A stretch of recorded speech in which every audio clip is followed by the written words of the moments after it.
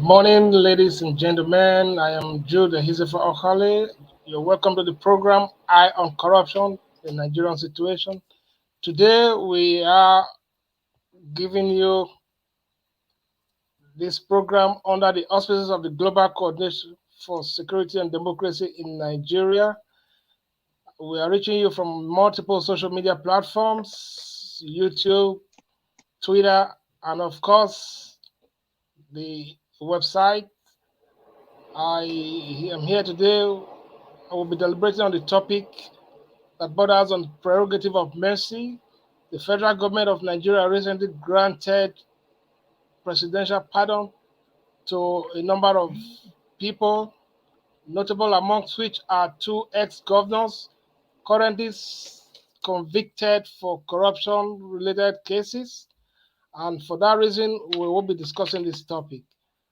Just stand by. In the process, we'll be having some guests in the program, and just stand by and watch as we go ahead. We welcome your suggestions, comments, and of course, concerns in course of this program. In the interim, just share our videos, like and comment on the various social media platforms. Sit back and relax. We'll be with you in a moment. Please share this video. Share this video, Wakoyo. A plantain now, don't 155 seed of plantains now 15. Share this video. Make United Nations here. You say waiting. And they go Ghana right about now. Yes, and Nigeria want to relocate to Ghana. I want to go secure one land there first. Share this video. United Nations come to our rescue. 5 seed of plantain is now 15. Pure water is now 20 naira. Egg now, we know the fee buy again because the fowl, use CS operation to burn the egg. Share this video. Call your dog idea. All right, good morning, good afternoon, good evening once again.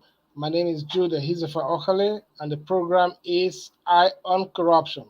The National Council of State has recently approved the presidential pardon to a number of prisoners, notable amongst which are two ex-governors, Joshua Darie and Jolin Nyame of Plateau and Taraba states, respectively.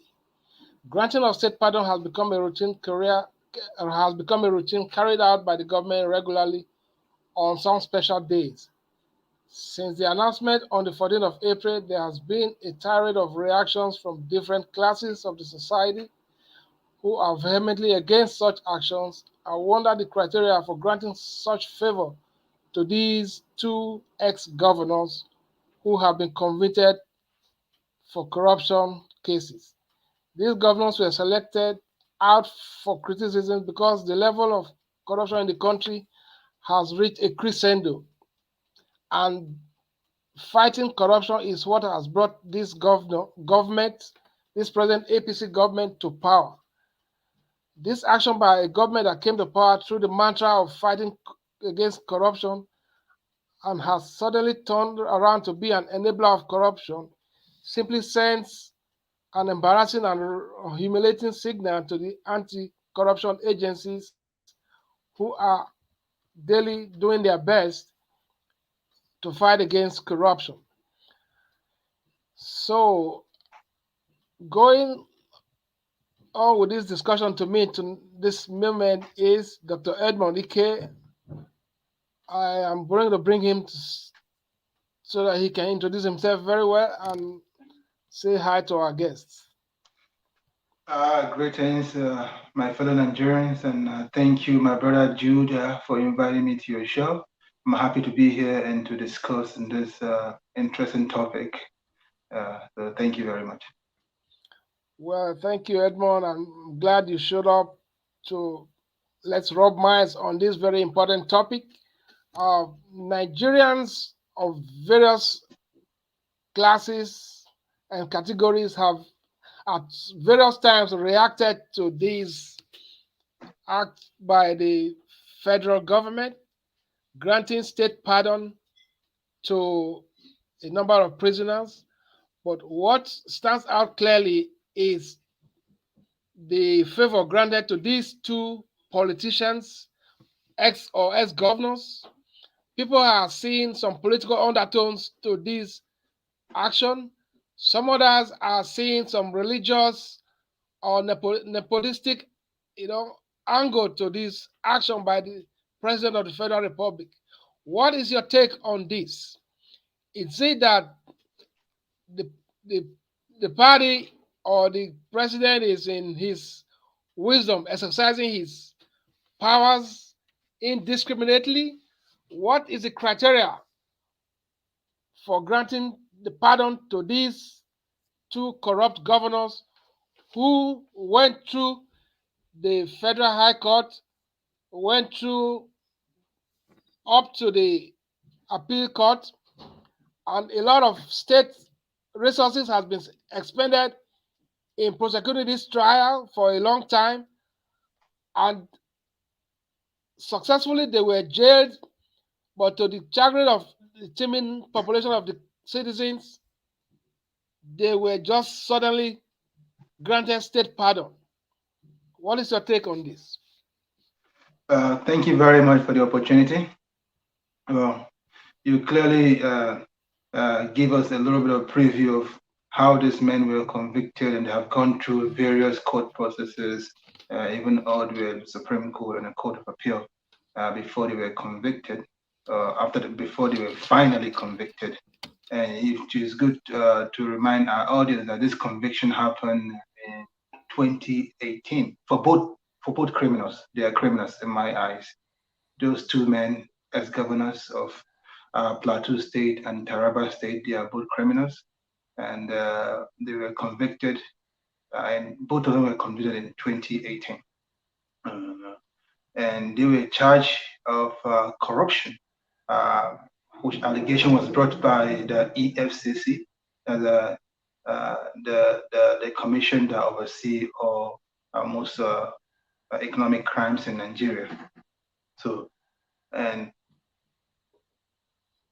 Jeremy was convicted of imagine they were convicted of 1.26 billion, while Inyame was convicted of 1.6 billion. So we're not talking about little money, we're not talking about millions, we're talking about billions.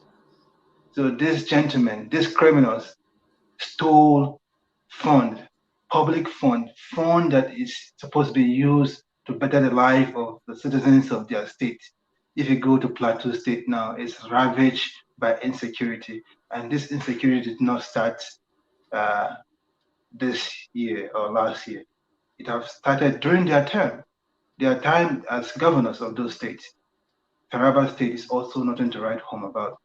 Insecurity ravaged these two states, and poverty, overwhelming poverty ravages states, because those are like more farming communities all over the state, and civil service people in those states. They are not like majorly market based, like as you see in the most southern states. Those two states, Plateau State and Taraba State, are northern states. And we know the story on the north, going on in the north, both in the northeast and the northwest.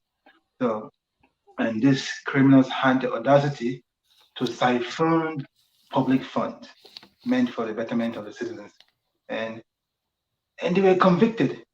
Which you say, as a Nigerian, I would say, thank God they were convicted. Thank God they were convicted, and they were sentenced to jail. One was sentenced to 14 years. 14 years in prison was later slashed down to a lower sentence. But still, we're okay. At least they were sentenced. Because it is a miracle to see in Nigeria where public officials get prosecuted after they have committed heinous offenses. So it was a miracle to see this happen. And then President Buhari, there comes President Buhari, came and took away our miracle. He rubbished our miracle. And this is unacceptable in my eyes. It's unacceptable. But coming back to the question you asked me, what are the steps that was taken to reach this decision by the president? So I would like to tell our audience, the president did not reach the decision just by himself. So he's not the only culprit. So if we are blaming, we should not just blame President Buhari. Of course, he should get the majority of the blame because he is the president, because he is the one that's going to make the final decision. Because even though he received advices from the Council of State, he is the president. He is the one that to execute that power that was granted to him by the Constitution, Section 175. Uh, I will read that part later, but I just want to say that for now, he abused that power that was granted to him by Section 175. As we go through this program, hopefully we'll get back to that and we'll elaborate on that. Thank you. Thank you, Dr. Edmond. I'm very happy you did very well on that. My other angle from which I'm looking at this issue is the angle of what this humongous amount of money that is siphoned from these states. I've been to some of these. I've been to these states, Taraba and Plateau states. These are very poor states. These are states that are actually naturally endowed with all kinds of natural resources that ought to have been transformed, to make lives better for the teeming population in that region. But the problem is that this amount of money will have been able to set up a viable industry that can convert most of the agricultural products in that environment, to serve the needs of the population and to generate funds and resources for the government, to meet the needs of the society. But this huge sum of money that has been embezzled, it is as if the government has closed its eyes, to fighting corruption, looking at it from that angle.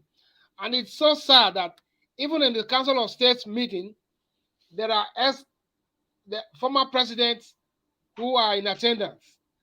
And basically, these are APC and PDP members all through. If nobody could raise an objection to this, then I begin to wonder what kind of leaders have we been turning out even before now? Because I could see that the former president, there was a former president in that meeting, and of course some governors and other key players in the society were in that meeting. Does it mean that nobody could see the need to raise an objection to this, kind of action by the president? Good question. Good question, my brother. Yes, I mentioned that the president is not the only one to be blamed in this decision because there are other people involved that gave him advice. And you're asking, does it mean that these people involved could not give him advice? Did they see nothing to object to this decision? So that takes. I think it's important for us to go through to see who are these people involved. Who are these people that are supposed to give the president advice concerning this matter? But first, before we go to who are these people, we want to see what are the powers of the president to do this. The powers of the president in section 175 of the Constitution said the president has the power to grant any person concerned with or convicted of any offense created by an act of National Assembly a pardon, either free or subject to a lawful condition. So he can just pardon you freely, or he can put some condition to that pardon, or he can grant any person respite, either for indefinite or for a specific period of execution of that any punishment. So he may be, that means he can say, okay, I'll pardon you for X amount of years, I can pardon you for all eternity. You are pardoned freely. Or the other one, he can substitute you for a less severe offense or punishment for your offense. So that means if you have a higher punishment, you can say, okay, let's reduce the punishment instead of hard labor. Say, let's remove hard labor to your sentence. So he can do that as a president, and he can remit the whole or any part of punishment imposed on a person for such an offense. So that means he can just remove or take away any offense that you have. Which these are all the powers of the president. And the president acting in accordance with the advice of the Council of State. So that's the Council of State. These are people that are supposed to give him advice. So now, who are this Council of State? The Constitution in Schedule 3 of the Constitution tells us who are this Council of State. So if you go to Schedule 2 of Section 3, it says the Council of State include the President himself. He is a member of the Council of State. He is the chairman of the Council of State. Then the VP is the deputy chairman of the Council of State. Then we have all former president of the Federation. Is also so. Obasanjo is a member of the Council of State. Goodluck Jonathan is a member of the Council of State. Babangida, he's still alive. He's a member of the Council of State. Abu Salami Abubakar, he's still alive. He's still a member of the Council of State. Who else is alive? Gawan, he's still alive. He's a member of the Council of State. So you can see the players who are part of the decision-making process. And then you say all former chief justices of Nigeria. We know former chief justice of Nigeria, Onege, was sacked not too long ago, a few years ago, during 2019 election, so that Buhari can put his own chief justice to rig election. We know that story. So that guy, he is part of the decision. It is funny, but it's not funny. I'm laughing, but I'm really angry about how these men who are supposed to make righteous decision, who are supposed to make the right decision, we are watching. We were there watching, and this heinous crime was committed against Nigerians. I think this decision is a crime against Nigerians, because it's our money that was stolen. It's the money of the people of Taraba State that was stolen. It's the money of the people of Plateau State that was stolen. And then when they think, oh, there was hope, corruption, we are fighting it, but now you committed crime against us by telling, oh no, we're not going to fight corruption. We're not going to. So let me continue. Who else is involved in this decision? The president of the Senate, we know him, the president of the Senate, he is part of this decision making. And the Speaker of the House of Assembly, we know him, Bajaba, I can't pronounce that, Bajaba Mila, or whatever his name is. Yeah, difficult name to pronounce. And all governors of the state of the Federation, all 36 governors, the governor of Lagos, the governor of Anambra, the governor of Kano, Kaduna, Sokoto, the governor of Oshun, Oyo. Think about all those governors, Cross River, Rivers, all 36 governors, they are part of this decision making. And then the Attorney General of the Federation, we know him, that guy, that wish-wash, Malami. He will say one thing and he will say that terrorists are the same thing as auto pass dealers in Nigeria. So that guy, of course, if they tell me that all the people in that council were like him, I would say, no wonder they made this terrible decision. So, but the question my brother Jude is asking me, why didn't these people? You've seen the list of people that are involved. Yeah, there are a lot of them. There's so many 36 governors, former head of state. I mentioned all the former presidents we have that are still alive. That's a lot of them. And then the president of the Senate, the Speaker of the House, then the Attorney General of the Federation. So all these people, they were sitting down and they recommended that these two criminals that have committed heinous crime against the people of their state to be pardoned. And I say that is a total disappointment. Total disappointment. These are the people who have given power, who have elected, who have paid them salary for years. This is not small salary. Salary that's higher than salaries of people of the same cabal in developed world. And these people have the audacity to stab us in the back. It's unacceptable. It's unacceptable. And a lot of people have expressed concern that this is an act of disservice to the judiciary. Some have also expressed concerns that equal rights and there's rights, abused in that act, that there's a discriminatory act perpetrated, that there are petty thieves who have not been able, who haven't gotten the opportunity to stand trial. They are still languishing in detention for years and decades. And these are the kind of people that ought to have gotten the presidential pardon. For the amount of years they've stayed without trial. Most of them are trumped-up charges. Some have no idea of what they are being charged for. But these are the kind of people who ought to deserve the kind of prerogative of mercy. But extending it to criminals who are tried and convicted, who suddenly became members of the ruling party, is that the only qualification for granting them this mercy. This is a disservice to judiciary and, of course, disservice to the nation at large. You can see the caliber of politicians we have in place. Even like all the council of the members of the council that sat and came up with this decision, these are most of these are members of political parties and political leaders in their own respective domains. And these are the people we, as citizens and voters, are still looking forward to, in subsequent elections or in subsequent leadership positions. How do we begin to sensitize the public to come to the realization that these criminals who are in politics, who connive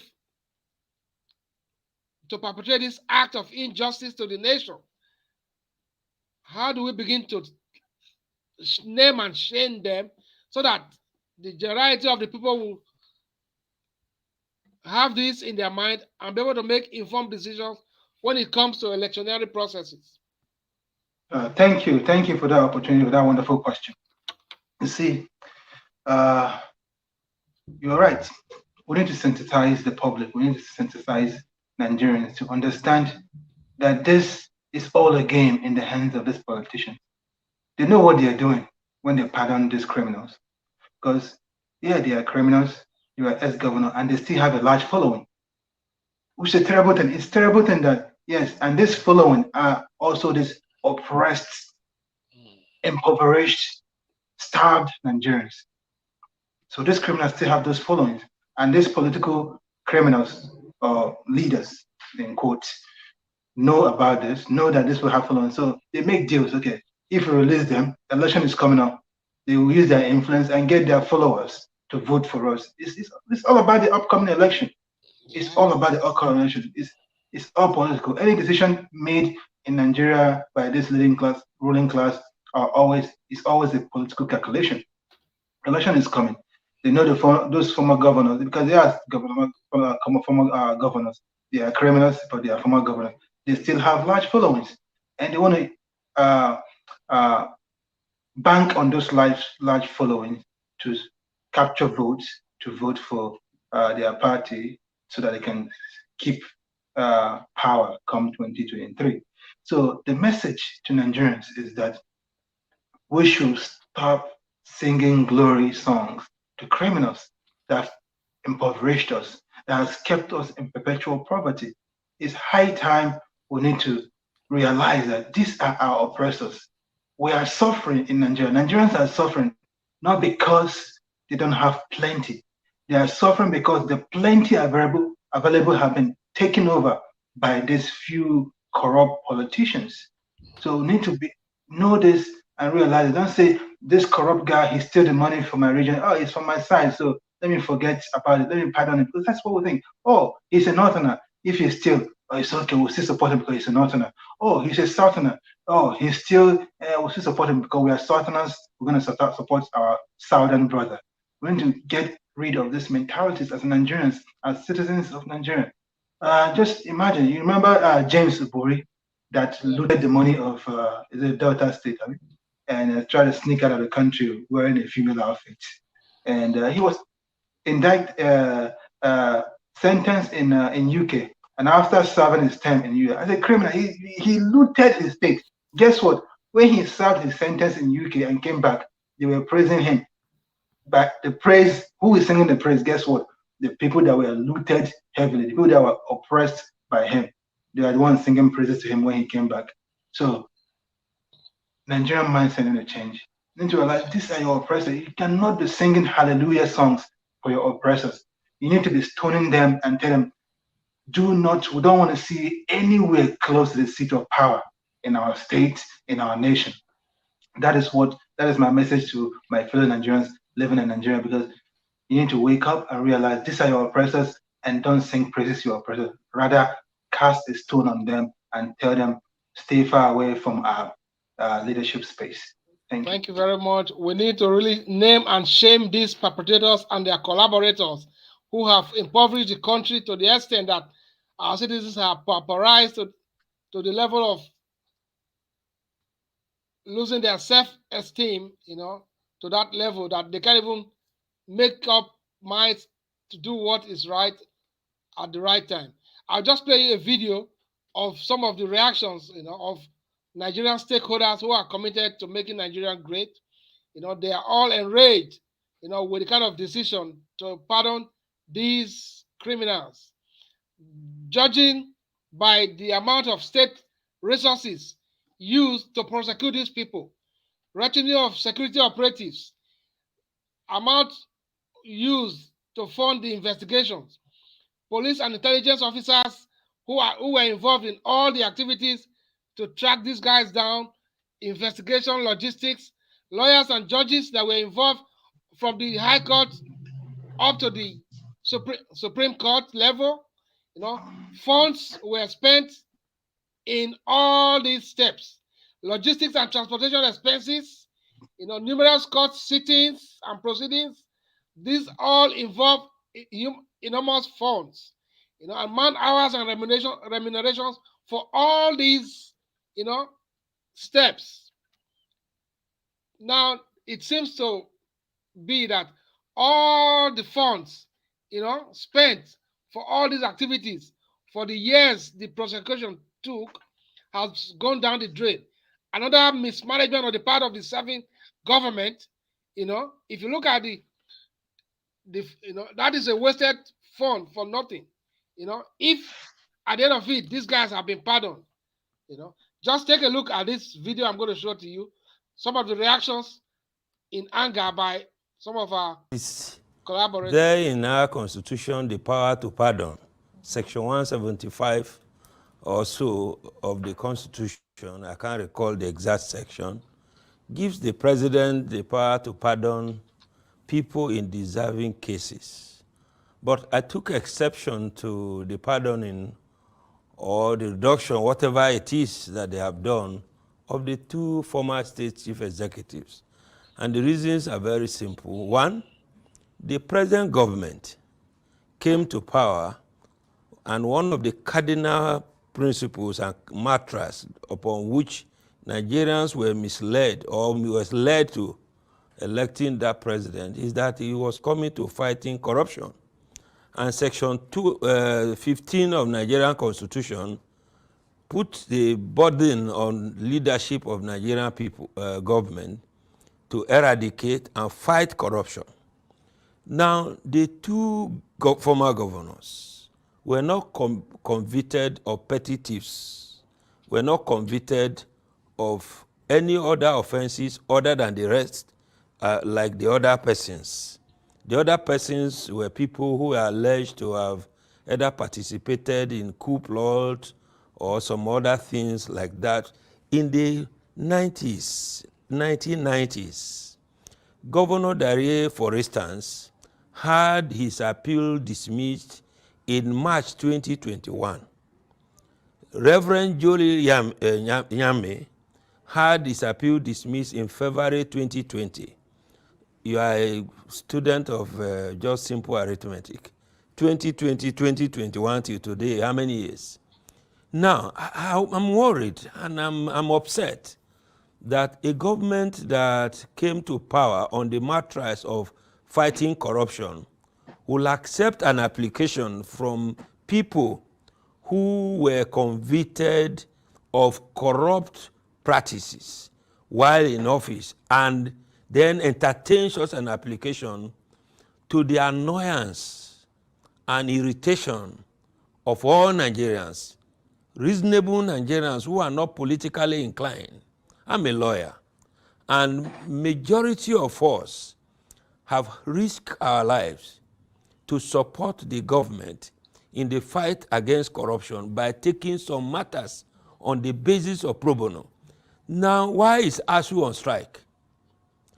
Your children and my children who are attending public institutions at home because there is corruption. General Buhari, for instance, or President Buhari, for instance, says at the time he came to power in a military uniform that hospitals are mere consulting clinics. Have you taken your time to go to certain hospitals that are operated by government? So when you look at that, from the perspectives of the cancerous, ravaging corruption in Nigerian society, what is the moral justification to pardon people who were convicted, have their conviction affirmed, and affirmed by the highest court of the land? I think that that's a mockery of our legal system. And mark you, the president had on many occasions told Nigerians that his headache is the judiciary.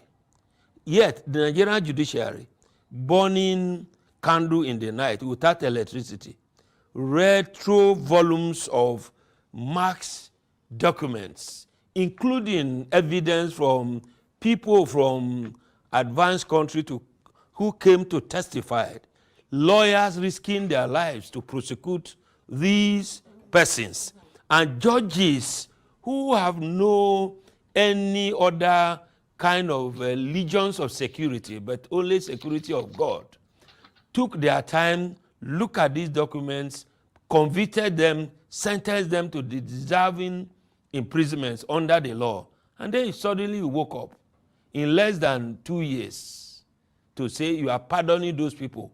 Are we not having our sensibilities insulted? Are you not feeling aggrieved? Senior Advocate of Nigeria, let me ask you, because So that is the situation. People are aggrieved. Everybody is aggrieved. Nobody is happy about the situation. You know, people have staked their life out to ensure that justice was served to these criminals. But at the end of it, these people who were honestly doing their job, their actions have kind of been trashed. That is the implication of what this presidential pardon had amounted to. And for this reason, we all must be very much at alert to ensure that this kind of injustice to the population of our nation does not begin to increase. Rather, we should all put our hands on deck to ensure that we stand out for what is right and begin to name and shame all the collaborators and perpetrators that made this to come to the limelight. Thank you, Dr. Edmond. And I am very pleased that you are here. Thank you for all what you have made in form of contribution. And we'll go to the comment section to see what is in the comment section for us. And let's see what we have. Okay. No APC, no PDP. That is it. That is it. The APC, PDP, they are all one and the same. APC is a terrorist organization. PDP is not better. Thank you, Henry O, for your comment. And let's see if there are more comments in the comment sections. Okay. Well, we'll take the comments as soon as they come in. Dr. Edmond, you can see that that was a slight on the integrity of our people and on the personality of Nigerians who stake out their lives. How do you think these people, the stakeholders who were involved in ensuring that justice was served, how do you think they will be feeling at this moment? Well, I honestly don't know what they feel like because you can see we have all governors part of the decision making, or maybe they are not. Who knows? But they are supposed to be. So maybe we need to start asking questions. We need to ask the governors, all the 36 governors. Did you support that the president should pardon these criminals? We'll also ask the Attorney General, did he support that the president should pardon these criminals? And we'll also ask the president of the Senate, did you support that the president should pardon these two criminals?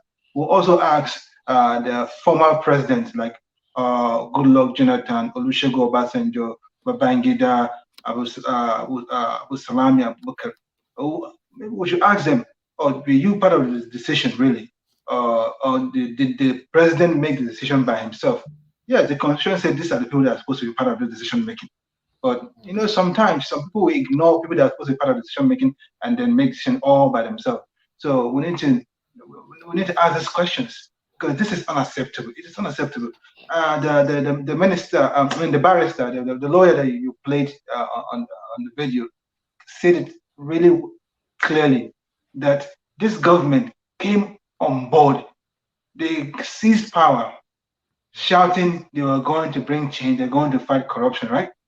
How can a government that pledged to fight corruption, how can they turn around and then pardon those that were convicted of corruption? How can how can you say you're fighting corruption? I've always been, people always say Buhari is Mr. Integrity. He can do no wrong. And over the years, first I was not in support of people voting for him. I was not supportive of people. I didn't vote for him. I told my people don't vote for him both the first time in 2015 and the second time in 2019 because he's not Mr. Integrity. He was a dictator. And the first test of integrity is that how can he be the president and the minister of petroleum at the same time? I mean, there's no constitution. There's no constitution is not clear. Say, okay, you cannot be both president and minister. But does it make sense, though? Come on, you are already the president of the federation. What are you still doing as the minister of petroleum? What? That, to me, in itself, is corruption. So that is the first corrupt practice of the president, and hence he's not fighting any corruption by just that single action. And he have come and proven to all Nigerians, if any Nigerian, all those people that are shouting that Buhari is Mr. Integrity, he can do no wrong. If this pardon does not clearly tell Nigerians that Buhari is not Mr. Integrity, he is a corrupt man, and that is why he pardons corrupt people that have been convicted of corruption. That's all I will say for now. Thank you, Dr. Edmond. That was a brilliant one. A lot of people have expressed concern that what is the essence of keeping the anti-corruption agencies, the ICPC and the EFCC, if after they've done their job and they'll be charged? And mind you, these are the only two governors, ex-governors, that have been successfully prosecuted and jailed and were already serving jail term. There are other cases of governors that are still hanging, that are just, in fact, whose books have been closed. Nobody looks at them anymore, probably because they become members of the ruling party and they are adjudged as saints. Example, Oju Zakalu. I know Oju Zakalu is vying for presidency.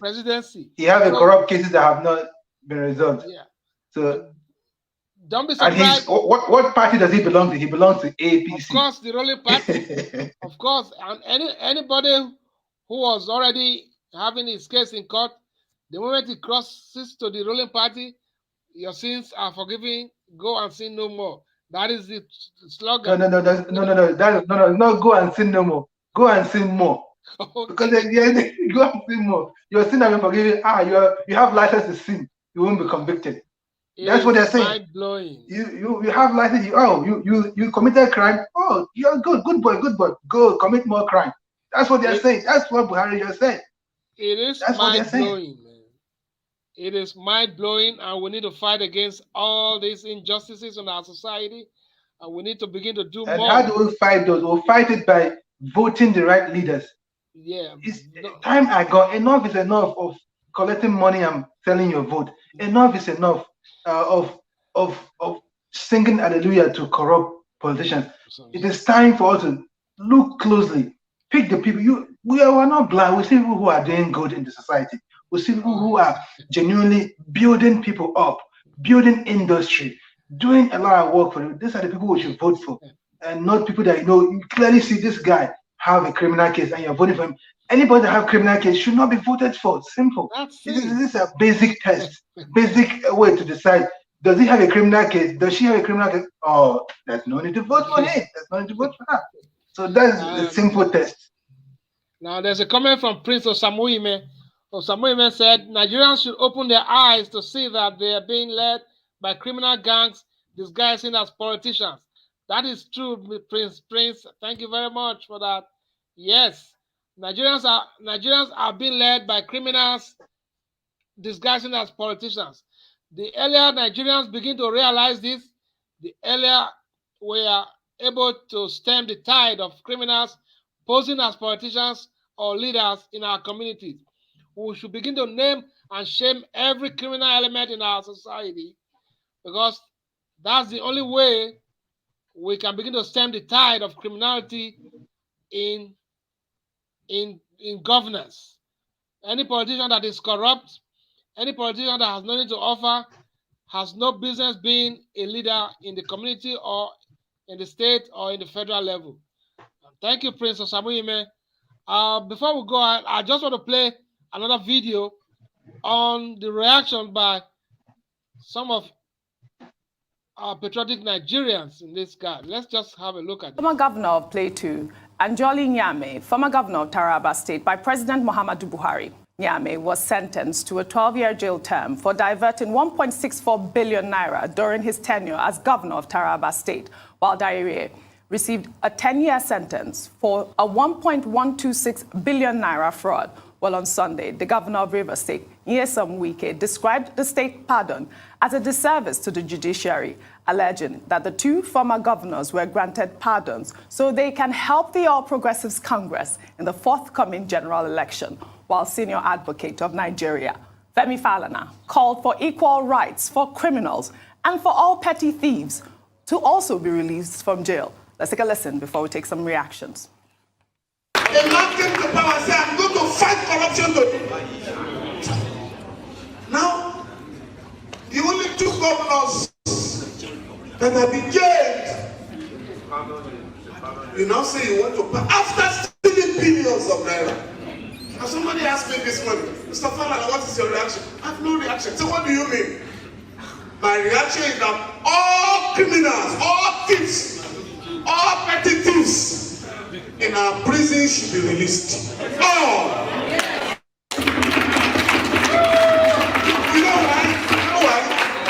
Because under Section 17 of their Constitution, there shall be equality, equal rights for all citizens. And Section 42 of their Constitution says there shall be no discrimination on the basis of class, gender, whatever. So you can't take out two people on the basis of the fact that they belong to the ruling party. It's illegal. You take them out and leave the rest there. I can assure you, if the government does not release others, and I'm going to suggest to lawyers whose clients are likely to be left in custody to go to court and challenge the discriminatory treatment meted out to their own clients. Well, thank you, Dr. Edmond. You can hear from the renowned lawyer, Dr. the son Femi Falana. He is saying that this act was done as an act of dishonesty. There was no equality. It was discriminatory for selecting only these two mega thieves, whereas petty thieves are languishing in jail. So that is the situation we find ourselves. We're beginning to act and make sure this situation is remedied and it doesn't continue anymore. What is your take on that by Femi Falana? Well, the Honorable Femi Falana he said it clearly. The Constitution in Section 17 guarantees that there shall be equality for all Nigerians, right? So what is good for the geese is good for the gander. Right? That is what we say. So if you can release criminals that stole billions of naira, I beg, release the ones that did petty crime. Release them too. You cannot be wishy-washy. You cannot treat one with hard glove and treat the other with soft glove. And then the one that you be even treated with soft glove commit even more heinous crime, because that billions that was stolen impoverished millions of people in Taraba State and millions of people in Plateau State. But petty criminals may have committed a crime that may have affected just one person or two persons. So who should be freed first? The petty criminal, not this political criminal that affected and destroyed the life and livelihood of millions of people. So yeah, I support Femi Falana ACN when he said that there shall be equality. That's Let right. the petty criminal be released. Thank you very much, Mr. Edmond. We're going to take a short break and we're back shortly. This is a community called Lara community in Moro local government area of Kwara State, Nigeria. This is their source of water supply. They drink from the pond like drinking from the gutter. They drink from the same pond with goats, with cattle, and with dogs. They take the water home to take their bath, to cook, and to drink. Sometimes they put alum before they could drink. Is this permissible in the 21st century? These people need our help. Please, the Global Coalition for Security and Democracy in Nigeria is calling on you to join us to drill a water borehole for these people. Let us do this. It is possible. This must not be allowed to continue. No. No. No. Thank you very much, our viewers watching us on Facebook, Twitter, and of course, YouTube. Support our water project at Arodo in Moro local government area of Kwara State. And the link to support is on the screen. Please do your best to support this community. They need water, they need the support and assistance to ensure this project gets to a successful completion. Thank you, viewers. This is the Global Coalition for Security and Democracy in Nigeria, reaching you on various social media platforms on the program Eyes on Corruption. We are deliberating on the topic today, the borders of prerogative of mercy granted to two ex-convict governors who stole their state's billions and are going to be free citizens in no distant time. Share your views, comments, and suggestions as we go ahead. We have a comment from Prince from AB. It says, Buhari is the grand patron of thieves in Nigeria. That is a known fact. Absolutely true. Because if he's not, he wouldn't be aiding and abetting corruption. Okay. And yeah, that's true from every perspective. It is displayed in acts done. Dr. Edmond, Yes. before we come to the end of the program, what advice do you have for our teaming viewers and citizens who are still naive as to what is going on in the country? All right, I guess this is my closing remark. My fellow Nigerians, wherever you are, whether in Nigeria or in diaspora, you have seen what we are facing in our country. You have seen the kind of leaders we have. They are nothing to write home about. Do you still need us to preach to you to realize that those in the seat of power or those who have given opportunity to be in the seat of power over the past 6 decades have destroyed our country day by day? And there is no accountability. There is no agency that can hold them accountable. Even when we had a slight moment of joy and say, yes, finally, 2 have been caught, 2 have been held accountable, and they shall face the tune of their crime. But guess what? The man who we call the president, who we call the fighter of corruption, he decided, no, to hell with fighting corruption. These criminals are my boys. They can be corrupt. We should all be corrupt.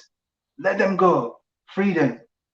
So if this is not clear to you that they are all one and the same, they are all corrupt, and they don't want any of their corrupt brothers and sisters, their corrupt gang, to pay the price of destroying our nation. So it's left to you and I to make sure that we'll start voting the right people. We need to get rid of all these old criminals and get in new people who have not been tainted by the corrupt practice of APC, PDP, party prostitution, and get the people who have the right antecedents to lead Nigeria into a prosperous future and to kick out corruption once and for all from our land. Thank you very much. Thank you, Dr. Edmond. That was a brilliant one. Thank you for coming, and we do hope in subsequent programs, if we call on you, you answer again. Thank you very much, and God bless you. All right. Our viewers, this is Jude Ehizefa Okale, your regular host of the program, Eye on Corruption.